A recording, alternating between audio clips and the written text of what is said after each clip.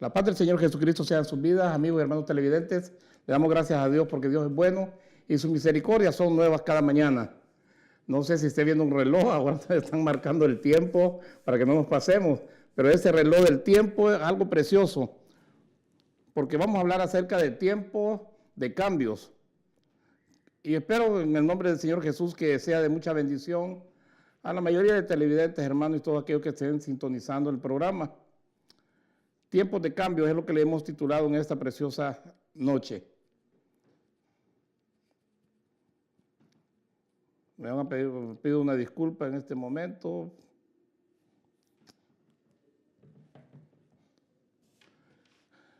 El tema de esta noche es un tema precioso porque se refiere a tiempo de cambios. Hay en muchas ocasiones que nosotros, el ser humano, necesitamos cambios en nuestra vida. Necesitamos cambios en el trabajo, cambios en la familia, cambios en la, digamos, por decirlo así, en la congregación también, cuando se trata acerca de los ministerios. Necesitamos cambios nosotros en determinados momentos de la vida. Cuando vemos que las cosas tal vez no están saliendo bien y caemos en una rutina, es necesario tener cambios porque tenemos un Dios de propósitos. Tenemos un Dios que es visionario, un Dios de visión y de propósito. Cuando vemos a nuestro Padre Celestial, que en la visión que Él tenía y el propósito, la visión era enviar a su Hijo amado, a nuestro Señor Jesucristo a la tierra para buscar lo que estaba perdido, con el propósito de salvarlo y hacerlo volver a casa del Padre. Y cuando estamos viendo que Dios es un Dios de propósito, un Dios de visión, nosotros también tenemos que caminar en las visiones de nuestro Señor, tenemos que caminar con esos propósitos, y es el motivo por el cual hemos titulado Tiempo de Cambios. Ahora me gustaría que me acompañara al Evangelio del hermano Juan, a la carta del hermano Juan, capítulo 5, primera carta de Juan, capítulo 5, en la cual vamos a estar dándole lectura a 4 versículos. Primera carta de Juan, capítulo 5, versículo 1 al 5, donde la Escritura nos dice: todo aquel que cree que Jesús es el Cristo es nacido de Dios, y todo aquel que ama al Padre, ama al que ha nacido de Él. Y cuando dice que todo aquel que ama al Padre, ama al que ha nacido de Él, hablando de su Hijo amado, de nuestro Señor Jesús. En esto sabemos, dice el apóstol Juan, que amamos a los hijos de Dios, cuando amamos a Dios y guardamos sus mandamientos. Cuando el Señor dijo: amarás a tu Dios, al Señor tu Dios con todo tu corazón, tu fuerza y tu mente, y a tu prójimo como a ti mismo. Entonces el apóstol Juan está haciendo referencia, en esto sabemos que amamos a los hijos de Dios, cuando amamos a Dios y guardamos sus mandamientos. Versículo 3. Porque este es el amor de Dios, que guardemos sus mandamientos, y sus mandamientos no son gravosos, porque todo lo que es nacido de Dios vence al mundo. Y esta es la victoria que ha vencido al mundo, nuestra fe.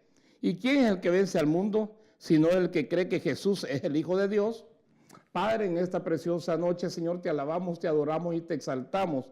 Te damos toda gloria, toda honra y toda alabanza. Y te rogamos, Padre, en el nombre de Jesús, que sea tu Espíritu Santo el que ministre la vida de cada uno de aquellos televidentes, amigos y hermanos que están sintonizando esta preciosa programación, Señor, en la cual yo sé que tú vas a hablar a muchas personas. Padre, te rogamos en el nombre de Jesús que tu Espíritu Santo acomode la palabra en aquellos corazones necesitados.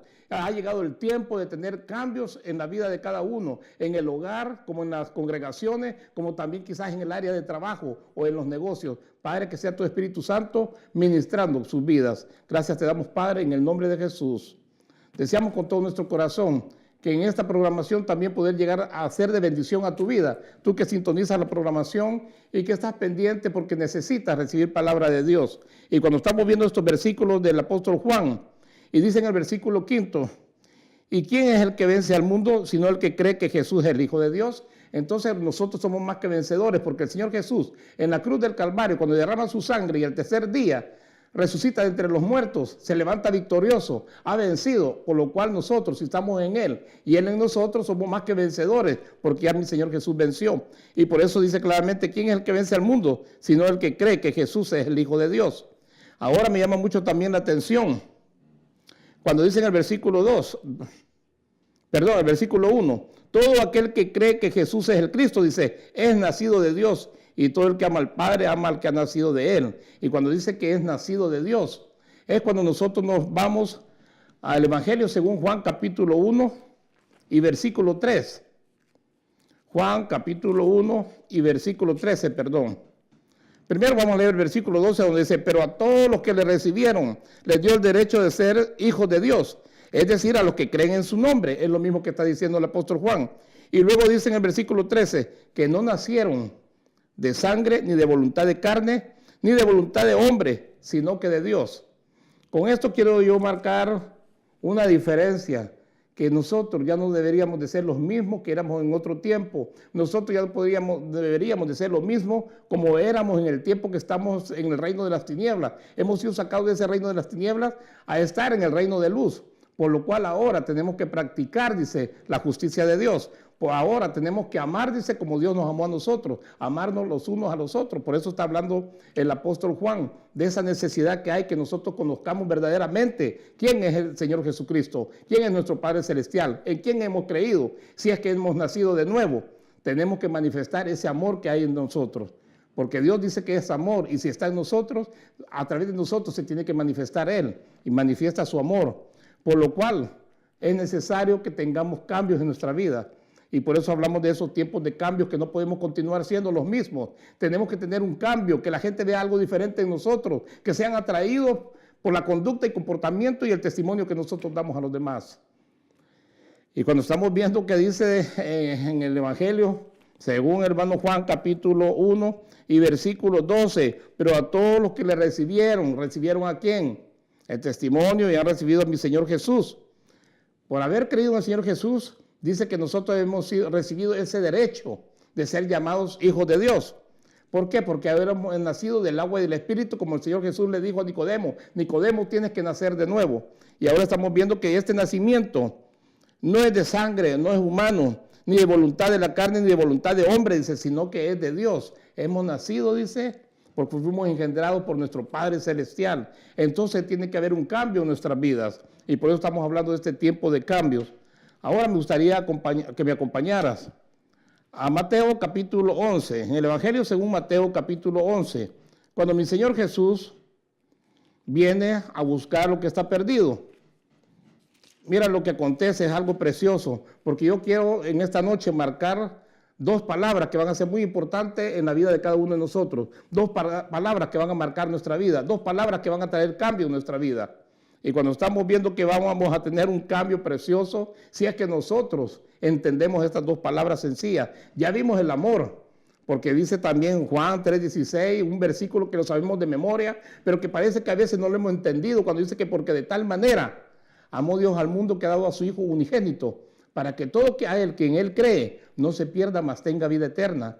Y sigue hablando de amor. El fundamento es amor, porque Dios es amor. Si nosotros no tenemos al Señor en nuestras vidas, es en vano que digamos que amamos, porque nos cuesta amar a veces a nuestro prójimo, nos cuesta amar a veces a las personas que tenemos enseguida, a la gente que vive cerca de nuestro vecindario, a las personas con las que trabajamos, con las que nos reunimos en ciertas ocasiones por causa de trabajo o por el vecindario. Y en muchas ocasiones nosotros no tenemos aquel afecto para las demás personas. En muchas ocasiones hay gente que detestamos, que no queremos. Imagínate, no las queremos y el Señor nos manda a amar.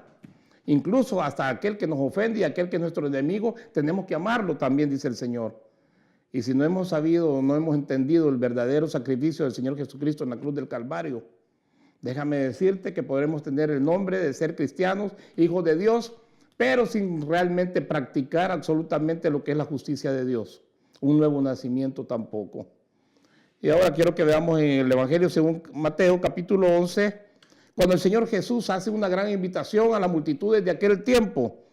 Y dice en el versículo 28, venid a mí todos los que estáis cansados y cargados, y yo os haré descansar. Déjame decirte que en aquel tiempo había mucha gente que estaba cargada y cansada. El Señor está haciendo un llamado a todos los pecadores, porque deja decirte que el pecado y la mala vida en la cual vivimos nosotros. Yo he escuchado mucha gente en la drogadicción, en el alcoholismo, en prostitución, porque he hablado con mujeres que han estado en la prostitución durante muchos años y yo les he hablado de Cristo. Han llorado algunas de ellas y han dicho que hay momentos en los cuales quisieran salir de esa vida que llevan, pero se les hace imposible salir y dejarla. He platicado con drogadictos, con alcohólicos, que hay momentos determinados en los cuales se desesperan y quisieran abandonar esa vida que llevan, pero dicen que no pueden, porque están atados. Y déjame decirte que yo pasé por esa situación también. En el alcoholismo llega un momento en el cual uno peca de toda clase de pecado. Llega el momento en que parece que nos cansamos del pecado y quisiéramos tener un cambio en nuestra vida y no podemos. Y el Señor Jesús está hablando también, haciendo un llamado, una invitación a todos los pecadores. Y déjame decirte que aparte de los pecados que se practican, el Señor Jesús cuando le dice a los pecadores, venid a mí los que estáis trabajados y cargados, que yo os haré descansar, también estaban siendo oprimidos por sus patrones. En muchas ocasiones, en las compañías, lugares donde se trabaja, hay patrones que no tienen forma de mandar a los trabajadores. A veces son demasiado orgullosos, soberbios, y maltratan a los trabajadores. No tienen palabras ni forma cómo mandarlos. Y como dicen, están estos trabajadores bajo opresión. A veces trabajan más trabajan más horas que deberían de trabajar por el mismo dinero. Hay muchas compañías que les han robado a muchos trabajadores. Y estos trabajadores se sienten cansados y cargados por la opresión en la que están viviendo. En aquel tiempo, el pueblo de Israel, también los sacerdotes, los escribas y aquellos que eran intérpretes de la ley, forzaban a las demás gentes, enseñaban la ley y que tenían que someterse y cumplirla, cuando ellos ni siquiera dicen que ponían un dedo sobre ella. Ellos ni siquiera la cumplían, pero eran buenos para mandar a otros a que lo hicieran. Entonces en ese tiempo mi Señor Jesús les dice, venid a mí, los que estáis trabajados y cargados, yo os haré descansar. Hablándoles de un descanso que solamente Él podía dar en sus vidas, porque estaban bajo presión en diferentes formas, por el pecado y luego por la opresión de los sacerdotes, el tiempo aquel en el cual los religiosos opresionaban mucho a la gente. Ahora cuando mi Señor Jesús hace la invitación y el llamado, y dice en el versículo 29, tomad mi yugo sobre vosotros y aprended de mí. Tomad, dice, mi yugo. O sea que el yugo del Señor era más fácil y su carga era más ligera para que pudieran llevarla, no como la que les imponían los hombres y los patrones de aquel tiempo, ni como estaban bajo, como dicen, cuando estaban practicando el pecado. Ahora cuando mi Señor Jesús dice, aprended de mí, dice, que soy manso y humilde. Son dos palabras que yo quiero también poner en énfasis en esta preciosa noche. Aprended de mí que soy manso y humilde, dice el Señor, de corazón. Porque en muchas ocasiones el ser humano podría presentarse y tener una imagen de ser manso y de ser humilde. Pero realmente no hay ninguna humildad y no hay mansedumbre en las personas. Hay mujeres que dicen que son mansas y humildes. Hay hombres que dicen que practican la humildad, la sencillez, la mansedumbre. Pero déjame decirte que en muchas ocasiones se habla de mansedumbre y se habla de humildad sin conocer los términos o el significado de cada una de esas palabras. Y hay personas que conocen el significado de ser manso, conocen el significado de ser humilde, pero no lo practican, sino que en muchas ocasiones solamente dan aquella apariencia a los demás de que lo son, pero no lo son. Y hay que tener mucho cuidado cuando las personas dicen, yo soy una persona muy humilde, yo no soy orgulloso, yo soy una persona muy mansa. Cuando la gente habla de esa forma y dicen lo que ellos son y empiezan a relatar de ellos, y yo, déjame decirte que está sonando la alarma, que cuando esta gente dice que es mansa, humilde, generosa, bondadosa, ahí ya hay un mal, porque ya hay mentira en ellos. Esos son los que se levantan con aquella apariencia. Por eso mi Señor Jesús fue claro cuando dijo, y aprende de mí que soy manso y humilde, no de apariencia, sino que de corazón. Y ahora cuando le dice, y hallaréis descanso, dice, o sea que la mansedumbre y la humildad trae descanso para vuestras almas. Ese es el propósito por el cual mi Señor Jesús hizo la invitación y el llamado. Y este tema sigue siendo tiempo de cambios. ¿Por qué tiempo de cambio? Porque mi Señor Jesús estaba trayendo cambio a la vida de aquella gente. Estaba haciendo la invitación porque tenía que haber un cambio. Estaban bajo la opresión de la religión, bajo la opresión de los patrones, bajo opresión del pecado. El Señor Jesús estaba diciéndoles, vengan, es tiempo de un cambio. Estaba haciendo la invitación a ellos, diciéndoles con toda la paciencia y la tranquilidad, mi Señor, de que el yugo que Él iba a ponerles y que la carga que Él iba a poner, o sea, su yugo y su carga, iban a ser más fácil y ligera que la que tenían de parte de los hombres. Por eso en esta noche, tiempos de cambios. Y cuando estamos hablando de esos tiempos de cambio, déjame decirte con todo mi corazón que es necesario que nosotros podamos aprender del Maestro, que podamos caminar como el Maestro caminaba, que todo lo que dejó establecido y todo lo que hemos visto acerca de los apóstoles, porque dice que instituyó 5 ministerios, lo que eran de los profetas, de los apóstoles, evangelistas, pastores y maestros, para la perfección de la iglesia.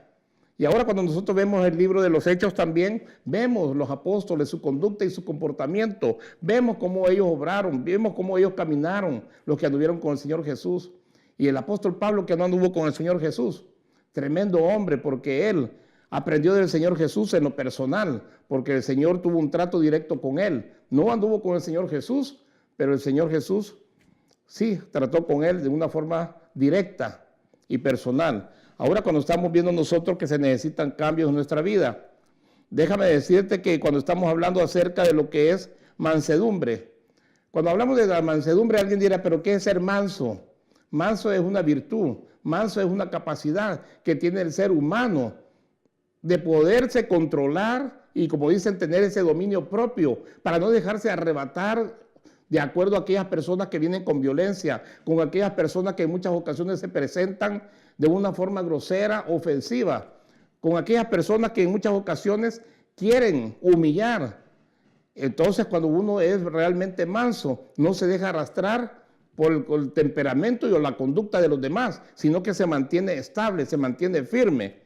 Y por eso estamos hablando que es una capacidad, pero directamente viene siendo fruto del Espíritu de Dios. Este viene siendo un fruto, porque el hombre que tiene mansedumbre no se va a dejar llevar por las iras y los efectos de las otras personas que son desordenados y violentos. No va a ir detrás de ellos. No va a ser una persona que es mansa, no se deja ir con golpes, con gritos, ofensas, y tampoco es dado a la ira, como los demás. Tampoco va a ofender con malas palabras e insultos a los demás. No se va a dejar arrastrar en la misma corriente. Y eso es mansedumbre, poder mantener aquel control, aquel dominio propio. Pero ese es el resultado como fruto del Espíritu.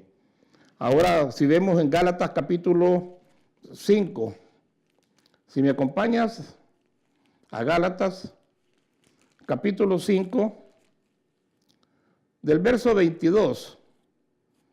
Del verso 22 en adelante al 25 nos dice la Escritura, mas el fruto del Espíritu, fíjate, ya habíamos hablado como uno de los principales, el amor.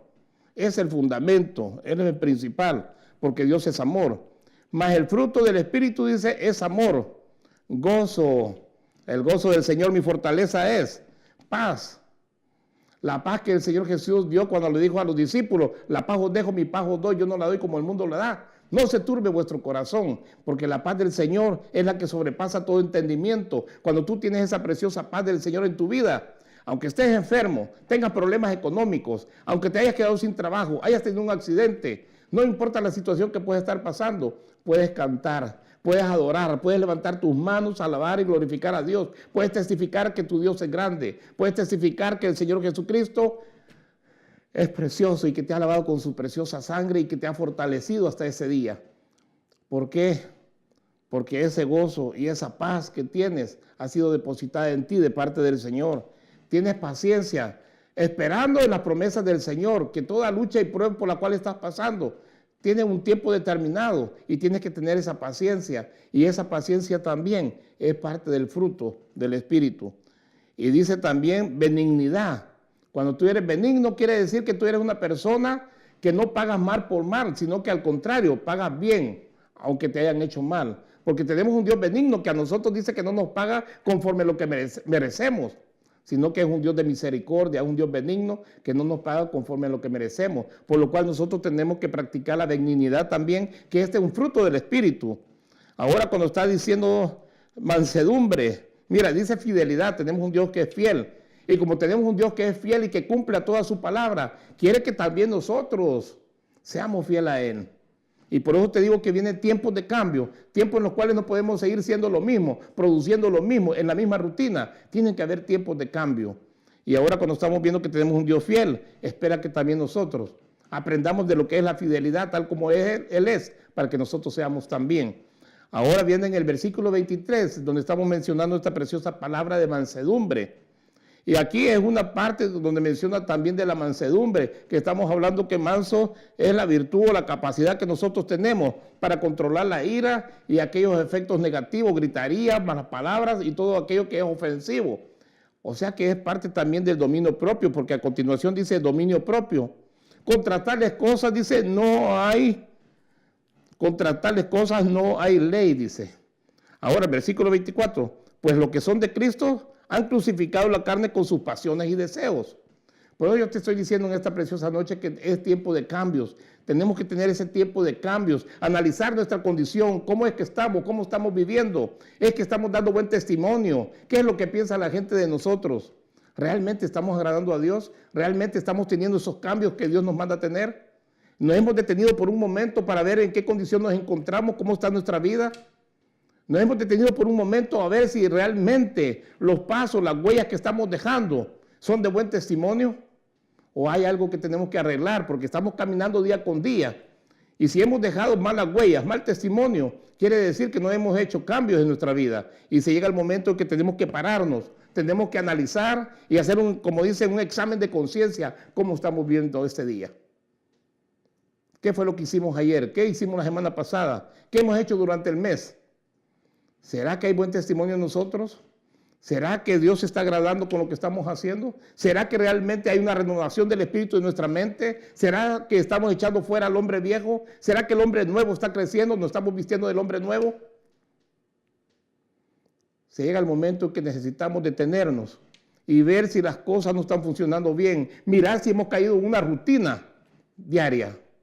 Porque déjame decirte que también esto cansa. Las rutinas cansan y cargan a la persona también. Y caen en el afán también. Y Dios no quiere que sus hijos estén en esa condición. Dios quiere que nosotros tengamos la mente de Cristo. Y por eso se necesita de ese tiempo de cambios. Tenemos que analizar y ver cómo estamos viviendo y qué estamos haciendo. Ahora cuando dice que el versículo 24, pues los que son de Cristo, Jesús, han crucificado la carne con sus pasiones y deseos. Si vivimos por el Espíritu, andemos también por el Espíritu, dice. Si vivimos por el Espíritu, andemos también por el Espíritu. Y mira lo que dice el versículo 26. No nos hagamos vanagloriosos, provocándonos unos a otros, envidiándonos unos a otros. Como que este tipo de práctica es una rutina en la cual se ha caído también y tenemos que despojarnos de estas cosas que son desagradables a Dios. Porque toda esta conducta y comportamiento no nos lleva a nada bueno. Y déjame decirte que cuando tenemos el tiempo de cambios, estos tiempos de cambios nosotros tenemos que tener visión porque tenemos un Dios de visión. Tenemos que tener propósito también. Y Dios ha establecido propósitos también en nuestra vida, visión con propósito. Pero ¿cuándo vamos a conocer esos propósitos que Dios tiene en nuestra vida? ¿Cuándo vamos a conocer la visión que Dios puso en nosotros? Si nosotros no nos sentamos un rato, no nos detenemos a analizar nuestra vida y nuestro comportamiento. Ahora cuando estamos viendo el libro de Gálatas, yo quiero que veamos por un momento los frutos de la carne, porque estamos viendo que todo esto son frutos del Espíritu, pero los frutos de la carne, dice en el versículo 17, porque el deseo de la carne es contra el Espíritu y del Espíritu es contra la carne, pues estos se oponen el uno al otro de manera que no podáis hacer lo que deseáis. Pero si sois guiados por el Espíritu, no estáis bajo la ley. Ahora bien, dice, las obras de la carne son evidentes, las cuales son, dice, inmoralidad, impureza, sensualidad, idolatría, hechicería, enemistades, pleitos, celos, enojos, rivalidades, disensiones, sectarismos, envidias, borracheras, orgías y cosas semejantes contra las cuales os advierto, dice el apóstol Pablo. Ya los he dicho antes, que los que practican tales cosas no heredarán el reino de Dios. Ahora cuando dice no heredarán el reino de Dios, déjame decirte que todas estas cosas es porque se practican y todavía podemos estar en la carne. Y Dios nos ha mandado a que vivamos, dice, en el Espíritu, para que se vea manifiesta la obra y se vean los frutos también del Espíritu. Porque el fruto del Espíritu nos está diciendo claramente cuáles son, por los cuales en esta preciosa noche, antes de terminar, yo quiero conducirte a lo que es humildad. Cuando se habla de la humildad, quiere decir todo lo contrario al orgullo. El orgulloso es vanidoso, es soberbio, es rebelde, todo lo sabe, todo lo conoce y todo lo puede hacer y no necesita de nadie. Y es perfecto en todo su caminar. No reconoce cuando falla, no pide perdón y tampoco está dispuesto a perdonar. porque se siente perfecto. Ese es el orgulloso. Pero ahora cuando hablamos del humilde, el humilde es todo lo contrario. El humilde ve al hermano y ve a las demás personas y la pone en alta estima. Y el humilde no anda hablando de sus logros, el humilde no anda presumiendo de lo que tiene y de los logros que ha obtenido en su vida. No anda diciendo que viene de familia, de un buen apellido, de una buena familia. No anda con esas tonteras. Si vivió en un pueblo que era de mala vida, por decirlo así, en un rancho, no vienen diciendo, el orgulloso viene diciendo que vivió en una mansión, en una residencial. Pero el humilde no, el humilde dice la verdad cuando le preguntan. Y ahora quiero decirte que el apóstol Pedro también hizo mención de ello, como también el Señor Jesús cuando le lava los pies a los discípulos. Les estaba diciendo que dándoles como dicen, les estaba dando una lección, una enseñanza de humildad. Cuando el Señor Jesús va a lavar los pies de los discípulos, Pedro dijo, a mí no me los lavas, dijo. Y le contestó mi Señor Jesús, si no te los dejas lavar, Pedro le dijo, no tendrás parte conmigo en el reino. Cuando le dijo estas palabras, entendió Pedro y dijo, Señor, lávame la cabeza, lávame todo, dijo. Pero Pedro no había entendido que la enseñanza, la lección que el Señor Jesús estaba dejando era de humildad. Si él siendo el maestro les iba a lavar los pies a ellos, con más razón, le dice el Señor, era para que ellos aprendieran y que con más razón ellos se los lavaran los unos a los otros. Como quien dice, ninguno de ustedes es mayor. Y el Señor Jesús cuando habla de humildad, dice, todos somos iguales. No hay ninguno que sea superior a otro. No hay ninguno inferior ni superior, todos son iguales. A eso le estaba llevando el Señor Jesús cuando les da esta lección de humildad. Y ya con esto quiero terminar. En Filipenses 2:2. Cuando vemos en Filipenses 2:2 al apóstol Pablo, nos está conduciendo a la unidad. El apóstol Pablo dice en el capítulo 2, versículo 2,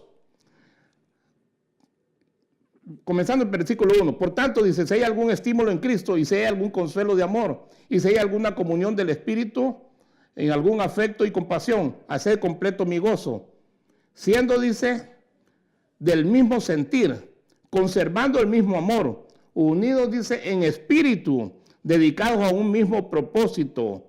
Nada hagáis por egoísmo o por vanagloria, sino que con actitud humilde cada uno de vosotros considera al otro como más importante que a sí mismo, no buscando cada uno sus propios intereses, sino más bien los intereses de los demás.